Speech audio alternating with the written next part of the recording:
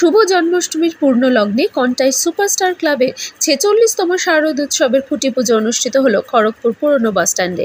এই অনুষ্ঠানে সভাপতিত্ব করেন পুজো কমিটির সভাপতি দীপক কুমার প্রধান। আজকে কন্টাই সুপারস্টার ক্লাবের যে খুঁটি পূজার উদ্বোধন হলো কিছুক্ষণ আগে হয়েছে। মাননীয় সাধারণ সম্পাদক এই ক্লাবের তিনি বলেছেন আমার বিলম্ব হওয়ার কারণটা, আজকে পূর্ব মেদিনীপুর জেলার সুকান্ত শতবর্ষ কমিটি আয়োজিত নিমতৌড়িতে একটি উৎসব, সারা বছর ধরে যে অনুষ্ঠানগুলো হবে তাতে আমন্ত্রিত কবি হিসাবে আমি উপস্থিত ছিলাম এবং সেই পর্ব সেরে আমি এখানে উপস্থিত হয়েছি।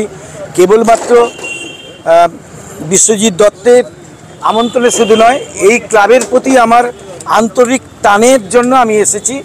কারণ আমি মনে করি কন্টাই সুপারস্টার ক্লাব কেবল একটি ক্লাব নয়, যে ক্লাবের যে যাদের আমরা ক্লাব বলতে যেটা বুঝি সাধারণভাবে, সংক্ষেপে বলছি যে শুধু আনন্দ উৎসব খেলাধুলো নিয়ে মেতে থাকেন না, এরা সমাজের প্রতি যে দায়বদ্ধতা, সেই দায়বদ্ধতার কথা তারা মনে রাখেন।